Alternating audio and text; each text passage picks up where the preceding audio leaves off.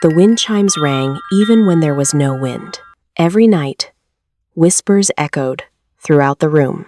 I stared silently at the messages on my phone, then looked up at the skyscraper looming in front of me. It was hard to believe that stories like this could surface in the Upper West Side. The building manager, Tyler, greeted me in the lobby. "Miss Whitmore is waiting for you on the 47th floor," Tyler said, swiping his card to activate the elevator. "She's been a bit anxious lately." He gave a small smile. Living alone that high up, not everyone gets used to it.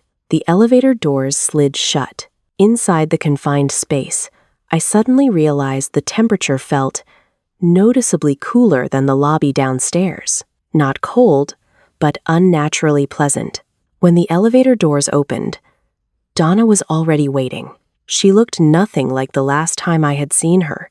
Her skin was paler. Dark circles ringed her eyes. Her shoulders were slightly hunched, as if she were trying to keep warm. "Thank you for coming," Donna said, almost exhaling in relief when she saw me. The moment I stepped into the apartment, the first thing that hit me wasn't the sight of luxury, but the bone-deep chill. Goosebumps rose on my arms. "You feel it too," Donna murmured, watching my reaction. I nodded, keeping my voice steady. "You live alone?" "With 2 others," Donna replied. "Lydia, my college best friend, and Tracy." "Tracy?" "A college student I sponsor," Donna said. I glanced around the apartment, spacious, immaculate, lavish. But one object immediately caught my attention. A metal wind chime hanging near the balcony door. It swayed gently. There was no wind. "When did this start?" I asked as we sat at the dining table. Donna tugged her sweater sleeves down, covering her wrists. I noticed her skin had a faint grayish tint, not sickly, but like someone who hadn't slept properly in a long time. "About 2 weeks ago," she said.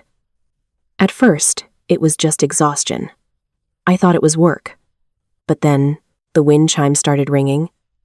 I finished. Donna nodded, and the apartment kept getting colder. I had to turn on the heater at night. In the middle of summer, did anything change in the apartment? I asked. Donna fell silent. The pause stretched just long enough for me to realize I'd touched something important. "Yes," she finally said. "But I don't think it's related." I said nothing. I waited. Donna stood up and walked toward the master bedroom. I heard a drawer open, then the faint clink of metal touching metal. She returned with a coin in her hand. It was old. Very old. The surface was dull, etched with faded symbols I didn't immediately recognize. Not a souvenir, not a typical antique display coin. "Lydia gave it to me," Donna said. "She said it was a lucky charm, a family heirloom." I took the coin. Cold. So cold I had to suppress the instinct to drop it. "Where did you keep it?" I asked. "In the bedroom," Donna replied. "Near the window." "Anything else unusual?" I asked. Donna hesitated, then pointed toward the kitchen. "There's a jar," she said. Tracy brought it back. She said it was ashes from a memorial ritual. I walked over to the shelf, a small glass jar, sealed with black wax. Inside was a pale gray powder, not quite human ash, but not different enough for me to dismiss the idea entirely. "What did Tracy say it was?" I asked. "Ashes from an old church that burned down," Donna replied. She said, "It helps ward off evil." I looked up at Donna. "You believe that?" Donna pressed her lips together. I didn't, until things started happening. I set the jar down, a heavy feeling settling in my chest. 3 objects? The wind chime, the ancient coin, the ashes. They didn't feel like a random collection. Lydia appeared from the hallway, as if summoned by name. She was tall and slender, brown hair neatly tied back. "Donna," Lydia said, then turned to me.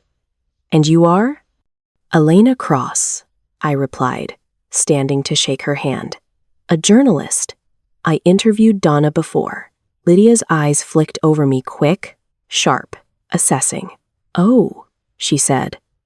About that luxury lifestyle piece? And a few other things. I replied with a faint smile. Strange phenomena. Investigations. Stories people don't usually believe. Lydia didn't smile back. I don't think this requires the press, she said.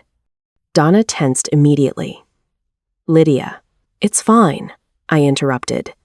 I'm not here to publish anything. At least, not yet. An uncomfortable silence followed. I just want to understand what's happening, I continued. Because I think someone in this apartment is very afraid. 18. Lydia looked at Donna. Her gaze softened for just a moment. Donna worries too much, Lydia said. She's overworked. And the unnatural cold? I asked. Central air, Lydia replied immediately. Old building. It malfunctions sometimes. And the wind chime? Lydia glanced toward the balcony. It rings because of the wind, she said. At this height, air currents behave differently. Reasonable. Almost too reasonable. May I see your room? I asked. Lydia blinked. My room? Just to understand the apartment layout, I said. I'm used to examining environments. She hesitated, then nodded. All right. Lydia's room was neat, but different from the rest of the apartment. Sparse decorations. No photos. No personal items beyond the essentials. A small table beside the bed held an old leather notebook. I didn't ask. But I remembered. What do you do for a living? I asked as we returned to the living room. Interior design, Lydia replied. Freelance. And your family? I asked casually. Lydia paused. My family isn't relevant, she said.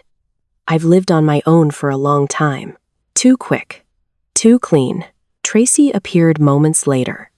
She was younger than Lydia, early 20s. Thin, shoulders slightly hunched, eyes always dropping before meeting someone's gaze. I'm sorry, Tracy said softly. I didn't know there was a guest. That's okay, I said. I'm Elena. Tracy nodded, sneaking a glance at Donna, then Lydia. There was something in her eyes, not fear, but caution. Where did you get the ashes? I asked bluntly. Tracy flinched. I just thought it might help, she said. A friend at school told me about it. Which friend? I asked. Tracy shook her head. I don't remember. A clumsy lie. What are you studying? I continued. Sociology, Tracy replied. Folk religion. I looked at Lydia. Lydia looked at Tracy. Between them was an invisible thread tight, strained. Donna began to shiver. Do you hear that? She whispered. I listened. At first, there was only silence, thick, heavy. Then, clink. The wind chime stirred. No wind. The balcony door was sealed shut. Clink. Clink. The sound came in steady intervals, as if someone were testing each chime one by one. Tracy stepped back. Lydia clenched her hands. I told you, Donna whispered. It's always like this. I walked to the balcony and opened the door. The outside air was stifling. Almost no breeze at all. The wind chime kept moving. I reached out and touched it. The instant my fingers made contact, a shock of icy cold shot up my arm, forcing me to pull back. Suddenly, behind me, a whisper barely audible. Donna? Did you just say something? I asked. Donna tilted her head, confused. I didn't. No one spoke for several seconds after the chime stopped. The silence wasn't comforting. It didn't feel like the calm after a sudden noise, where people relax once nothing else happens. It felt like something had just realized we were paying attention. Donna broke the silence first. You saw it, didn't you? She asked, her voice trembling. I'm not imagining it. I didn't answer right away. In my mind, Familiar explanations collapsed one by one: air circulation, building vibrations, pressure changes at altitude. None of them explained the lingering cold on my hand, a sensation that didn't belong to metal or air. Lydia strode forward and shut the balcony door with more force than necessary. "We shouldn't indulge superstitions like this," she said. "The more attention we give it, the more scared Donna becomes. Or maybe you're afraid of something else," I said. Lydia turned to me, eyes sharp as knives. "What are you implying?" "I'm trying to understand," I replied. "And right now, there are 3 strange objects in this apartment, all brought in by someone other than Donna. You see why I have to ask questions." The tension thickened again. Tracy stood near the kitchen. I hadn't noticed her move. Her hands were clenched so tightly, her knuckles had gone white. "I think that's enough for today," I said. "Donna, you need rest. You'll come back?" Donna asked. I looked at her, a wealthy young woman living high above the city, yet carrying the fear of someone backed into a corner. "I will." I smiled, trying to reassure her. I left the building after dark. The street was still sweltering, but it took me several minutes to realize I was shaking not from cold, but from the feeling of being watched. I turned back and looked up at the building. Dozens of windows reflected the city lights. On the 47th floor, Donna's apartment was still lit. For a brief moment, just long enough for me to question whether I imagined it, I saw a silhouette standing close to the glass. Then the light went out. My phone vibrated immediately. An unknown number. "Don't trust." A whisper crackled in my ear, layered with static that distorted the voice. I froze on the crowded sidewalk. I looked around. No one noticed me. No one was watching. "Who are you?" Silence stretched on the other end. Then finally, 2 weeks. The call ended abruptly. When I called back, all I heard was a mechanical message. "This number does not exist." I didn't sleep that night. Every time I closed my eyes, I saw the wind chime swaying in that frozen apartment. I opened my laptop and searched for anything connected to wind chime's ancient coin's ashes. The results led me into the darker corners of the internet: old forums, abandoned blogs, digitized documents from the last century. And yet, nothing concrete. I read until dawn. When I finally looked up from the screen, my phone vibrated again. I didn't answer, but the voice still came through. "Betrayal, betrayal, betrayal." The shrill scream, mixed with static, made me flinch. "Save her." The call cut off suddenly. I slumped forward onto the desk, my head pounding. What was that person trying to tell me? The next morning, I returned to Donna's apartment. She looked worse than the day before. Sunken eyes, pale lips. On the table sat a cup of cold coffee, barely touched. "I had a nightmare," Donna said. "A woman standing at the foot of my bed. No face." I thought of the strange calls from the night before, but I didn't tell her. "Where's Tracy?" I asked. Donna glanced toward the living room. "She left early, said she had class." "I have's." Lydia stood by the window, her back to us. "Do you think this is connected to Tracy?" Donna asked softly. I hesitated just a second, then nodded. "It's possible," I said. Lydia turned around, her eyes darkening. "I told you," she said. "Tracy is just a kid, but she studies folk religion," I replied. "And she's financially dependent on Donna." Donna took a sharp breath. "You mean jealousy?" A clink rang out. The wind chime stirred again, this time harder, more violently. Donna clutched her head and collapsed into the chair. "I can't take this anymore," she sobbed. "How much longer do I have to endure this?" The question pierced straight through me. I didn't want to answer. Death isn't the most terrifying thing. What's truly terrifying is watching it slowly approach and being powerless to stop it. "We need to get rid of those things," I said. "All of them." "The wind chime, the coin, the jar?" Donna nodded. I was going to throw them away. No, Lydia cut in sharply. You can't. Both Donna and I turned to look at her. What do you mean? I asked. Lydia exhaled slowly. If this really is some kind of ritual, like you said, then moving or destroying the objects incorrectly could make things worse. You know more than I thought, I said quietly. Lydia avoided my gaze. Donna looked at her as if she were staring at a stranger. Lydia, you never told me any of this. Because I didn't want you to be scared, Lydia replied. And because most of it is just superstition. I left the apartment in the early afternoon with a clear decision in mind. I would start with Tracy. Not because I believed she was the culprit, not yet, but because in every case I'd ever investigated, the person in the weakest position was often where the truth leaked out first. I found Tracy at the university library. She was sitting in the farthest corner, hunched over, surrounded by thick stacks of books on anthropology, folk beliefs, and the history of religion. When I called her name, Tracy startled so violently that her pen clattered to the floor. Elena, she said, picking it up. What are you doing here? We need to talk, I said. About the things you brought into the apartment. Tracy glanced around, then nodded. I wasn't trying to hurt Donna, she said immediately, as if she'd rehearsed the line. I swear. Then why ashes? I asked. And why the coin? Tracy bit her lip. I just followed what I read, she said. It said those objects were lucky. Where did you read it? Tracy stayed silent for a long time. Then she pulled out an old, tattered parchment scroll.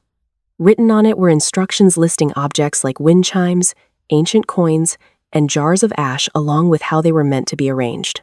But the scroll was incomplete. The latter half was completely blank. I frowned. Why would you take such a risk? I snapped.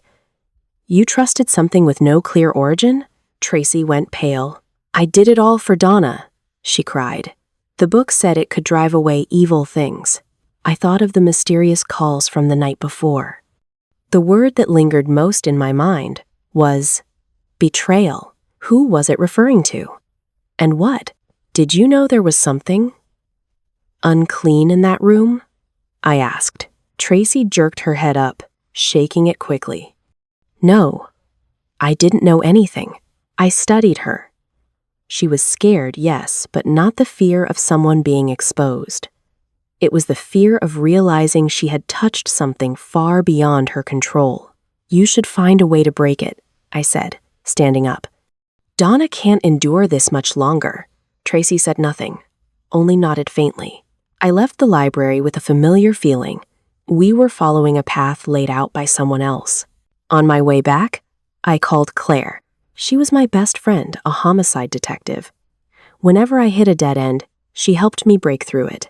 She answered immediately. Claire, I said, help me investigate incidents connected to the Evergreen building on the Upper West Side. There was a pause on the other end, heavy with displeasure, before she sighed.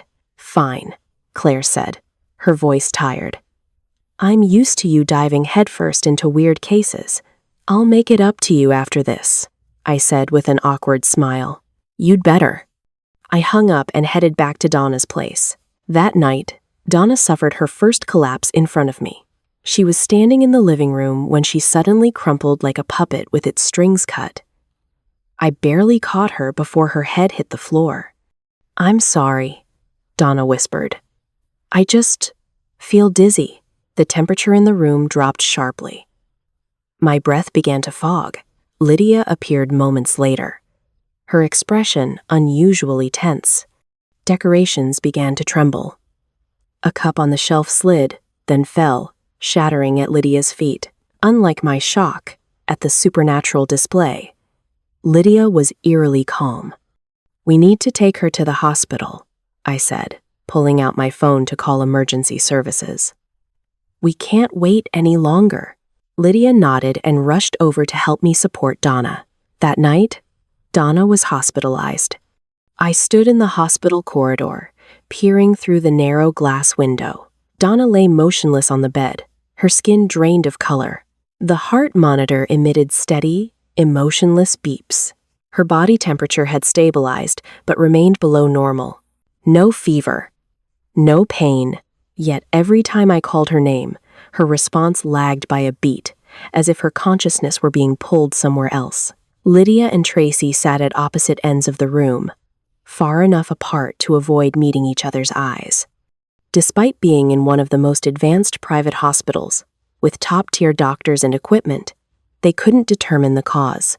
The final diagnosis: exhaustion, dehydration, neurological imbalance. But we all knew the truth. Donna slept through the night. Lydia stayed for a while, then left, claiming she needed to go home, leaving Tracy and me to watch over Donna. Not long after, a file was sent to my phone. I smiled faintly. Claire was as efficient as ever. Inside was information about Donna's apartment. Over the past 10 years, the penthouse had changed owners 3 times. Cause of death: exhaustion. No notes. No deeper investigation. No family disputes. A clean death on paper, except for one case. The most recent victim, Nora Caldwell. She fell from the top floor of the building at 3 a.m. Neighbors reported she had shown signs of long-term depression.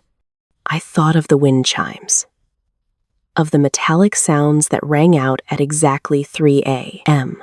Before her death, the victim sent several incoherent emails to friends, mentioning the cold and constant exhaustion. I looked back at Donna. What she was experiencing mirrored the other victims exactly. As I reviewed the names involved, Lydia, Tyler, for the first time, a chilling thought crept into my mind. Maybe there wasn't just one culprit. The next morning, I returned to the apartment while Tracy stayed with Donna. The air inside was colder than the morning before, not steady cold but waves, as if an invisible door were opening and closing. And today, an uninvited guest had arrived. "Who are you?" I asked, eyeing the man cautiously. "Good morning," he said calmly. "I was called in to inspect abnormal temperature fluctuations." He turned slightly, revealing a simple plastic badge clipped to his shirt. "Victor Hale, Thermal Inspection Consultant." Lydia emerged from her room. "Victor works with the insurance company," she said evenly. "If there's a serious technical fault, they need documentation." I silently watched Victor, then Lydia, wondering if this was coincidence or something else. "I'll need time to compile the data," Victor said. "I may return another day for further inspection." Lydia nodded. "I'll arrange it." Victor packed up and left quickly. Moments later, Tyler appeared without warning. "I heard Miss Whitmore wasn't feeling well," he said from the doorway. "I brought some supplements." He set a small bag on the table. Inside were vitamin bottles and an old pocket watch. The watch was heavy, dark metal, its glass face slightly scratched. "Nice," I said. Tyler smiled. "A family heirloom. I carry it for good luck." "Donna needs to be moved," I said. The air froze for several seconds. "You sound like you believe in superstitions." Tyler laughed, but his eyes turned cold for a brief moment. So brief I almost thought I imagined it. "Enough," Lydia snapped, turning to me. "This isn't your business." Tyler looked at me for a long moment. Then he nodded. "All right, but we'll need some time to prepare. In the meantime, please take good care of Miss Whitmore, Miss Cross." When he left, Lydia didn't look at me. "You're making things more complicated," she said softly, her tone gentler now. "And what about you?" I asked. "What makes you so sure everything will be fine?" Lydia was silent. Then she said, very slowly, "Donna will be fine." The moment the words left her mouth, the room shook violently. "Betrayal! Betrayal!" The chaotic voice returned, this time filled with deep hatred. Objects around the apartment began to move. Some lifted into the air and flew straight toward Lydia. She screamed, curling up as she dodged the incoming objects. The phenomenon lasted only a few seconds before abruptly stopping. "So," I said quietly, staring at Lydia, "how do you explain this?" She didn't answer. Or perhaps couldn't. "Tell me," I pressed. "What is your connection to Nora Caldwell?" Lydia trembled at the name. "She was my sponsor in college," Lydia whispered, her voice shaking. "And out of greed, you harmed Nora to take her assets." "No, I never wanted that." Lydia shot to her feet, tears streaming down her face. "It was an accident. Then what was your real goal?" I demanded, stepping closer. At that moment, the apartment door burst open. Tracy and Donna had just returned from the hospital. Donna stared at the mess, then at me, then at Lydia, who was crying. "Did you two get into a fight?" Donna frowned. Behind her, Tracy panicked, stammering, "We can talk calmly." "It's nothing," I said with a smile. "There was a small earthquake earlier." Lydia just got startled. Donna exhaled in relief. "I always thought you were the strong one," Donna said with a soft smile. Lydia rushed forward and wrapped Donna in a tight embrace. "I was scared," she sobbed. "So scared." Donna said nothing, only gently stroked Lydia's hair. I stood there in silence, watching the scene unfold. And I wondered, were those tears real? After a long moment, I finally decided to tell Donna that she should move somewhere else. "Really?" Donna's eyes lit up with relief. I nodded, glancing toward Lydia. Surprisingly, this time, she didn't object. Tracy, however, began to look visibly unsettled. "Why so suddenly?" she asked. "The situation is slowly spiraling out of control," I replied. "This is for Donna's safety." Tracy said nothing more. She only lowered her head, her eyes quietly drifting toward Lydia. Lydia didn't speak. She simply nodded so subtly I almost missed it. Then it settled. "We'll move out tomorrow." With that, I stood up and left the apartment. I secretly contacted Claire. After all, people like them couldn't be allowed to walk free. That night, everything was eerily quiet. Quiet, like the stillness before a massive storm. Donna went to sleep early after taking a mild sedative prescribed by the doctor. Tracy stayed by her side, leaning against the bed frame, eyes open but unfocused. Lydia returned to her room and locked the door. I glanced at my phone. 2:55 a.m. Tyler suddenly appeared inside the apartment. No knocking. He used his manager's keycard and walked straight in. "Tyler, what are you doing here?" I shouted, jumping to my feet. At my voice, Donna and Tracy rushed out of the bedroom. Tyler smiled, but this time, his smile was cold as ice. "Don't worry," he said. "I'm just here to visit Miss Whitmore." I stood a few steps away from him, keeping enough distance not to provoke him but refusing to retreat. "At 3 a.m? I asked. "Don't you sleep?" "Not tonight," Tyler replied. "Tonight? I don't think anyone should." I nosed. The temperature inside the apartment dropped noticeably. The eerie wind chime began to echo again. Donna flinched, her breathing growing rapid. Despite the cold air, sweat rolled down my forehead. I looked toward Lydia's room. The door was still closed. Too strange. Tyler noticed my gaze and smiled as he slowly walked toward Lydia's door. "Come out, Lydia," he said softly. "Do you really think you can hide from this?" No response. Then the sound of a lock turning. Lydia stepped out, standing shoulder to shoulder with Tyler. I should have known. I clenched my teeth. "You and Tyler, your accomplices." Donna's eyes widened in disbelief. "Lydia, why?" she whispered, her voice trembling. The air grew heavy, suffocating. An invisible pressure pressed against our ears, our chests, making every breath difficult. Tyler sneered, his gaze fixed on Donna, no, on the person beside her. "Tracy, how long do you plan to keep playing house?" he asked coldly. A chill ran down my spine. So that was it. All of them, enemies. In this apartment, I was the only one on Donna's side. "Tracy, he's lying, right? Tell me he's lying. Donna grabbed Tracy's hand, her voice pleading. But Tracy only avoided her gaze. I'm sorry. She gently pulled her hand away and slowly walked toward Tyler, stopping across from us. Donna collapsed to the floor, tears pooling in her eyes as she stared blankly at the two of them. Why? She kept repeating, over and over, like a broken machine. Betrayal. The word burned into my mind more deeply than ever.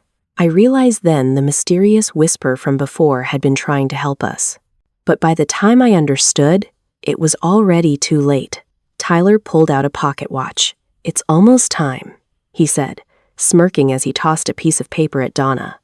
Sign this, if you don't want to die a painful death. I picked it up. It read, Transfer of all assets to Tracy. You traitor, I shouted.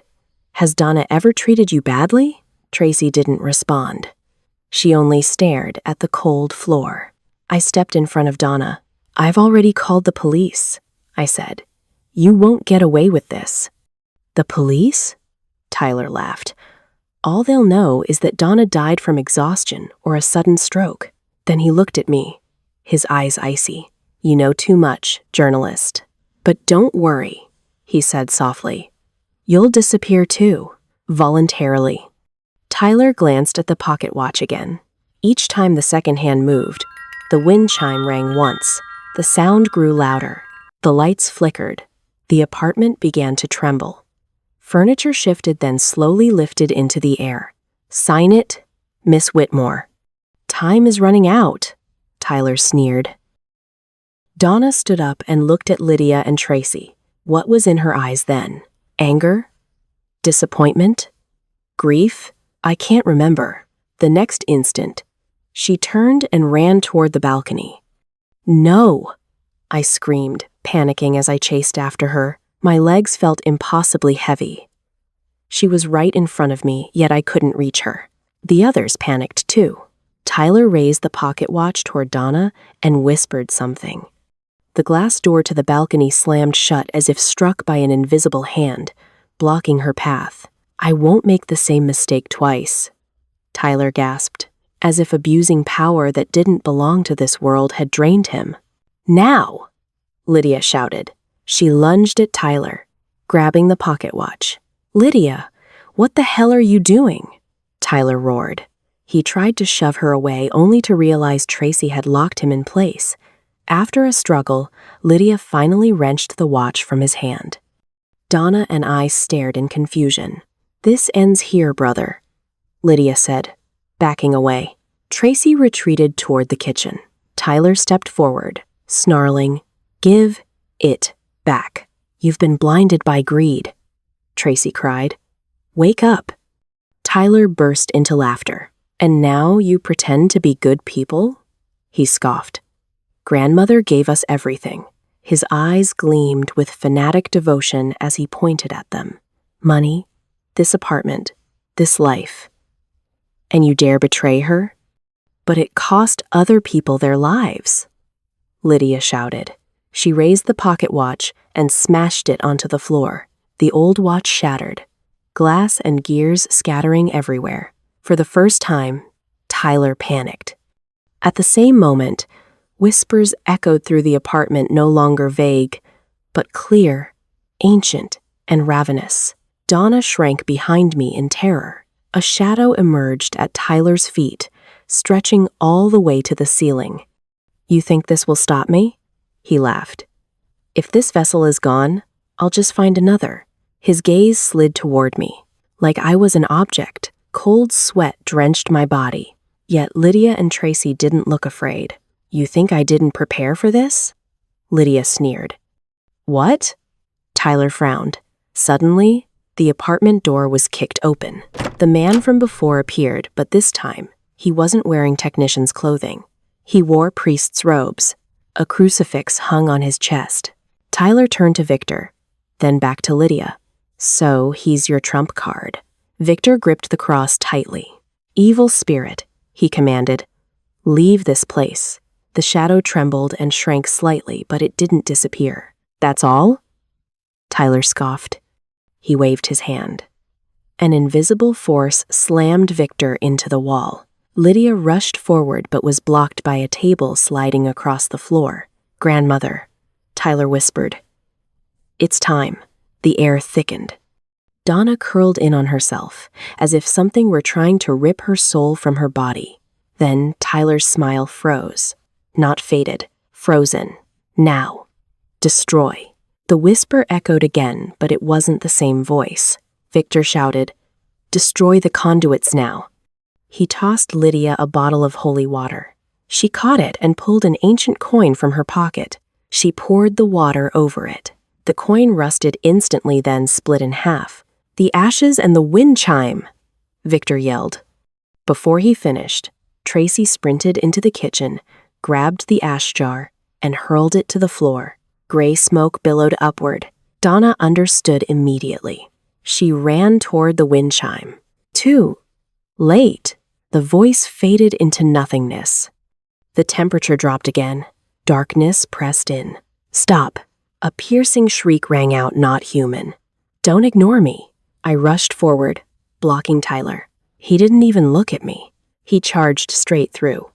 I braced myself, but with his strength and that unnatural power, it was like standing in front of a speeding car. In less than 5 seconds, I was thrown aside, but it was enough. I smiled. Donna grabbed the wind chime and screamed, smashing it into the floor with all the rage she'd endured. It rang once, then shattered. Tyler collapsed like a puppet with its strings cut. Victor didn't hesitate. He poured holy water over Tyler's body. Tyler screamed as smoke hissed from his skin like meat on a grill. "Damn you, priest. I'll curse you." The shrill, ancient voice no longer belonged to Tyler. Victor ignored it.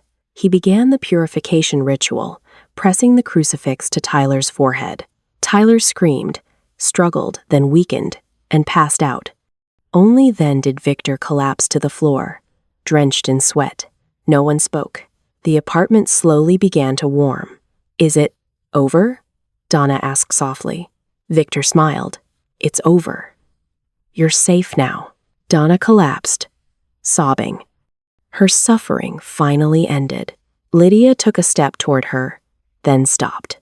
Perhaps she was wondering whether she deserved to stand beside Donna again. Tracy broke down, clinging to Lydia. "Misunderstanding, forgiveness." The voice echoed once more, but this time without hatred. Victor performed the final rites. Before fading away, the voice whispered, "Thank you." An hour later, the police arrived, but Claire wasn't with them. One officer approached me. "Miss Cross, we're from the Supernatural Investigation Unit." I froze. I'd never heard of such a division. Claire's influence was greater than I realized. "I've heard about you from Claire. If you ever need help, call us." Tyler was taken away. What would become of him? I never found out. After brief statements, Victor left with the police. Lydia, Tracy, and Donna went with them. Only I was left behind. I went home. The cold air from my AC reminded me of everything that happened. I opened my laptop and began writing this story. After all, no one from the Supernatural unit told me not to. When I reached the ending, I didn't know what to write next. Were Lydia and Tracy truly innocent? Would Donna ever forgive them? The ending. I leave it to you.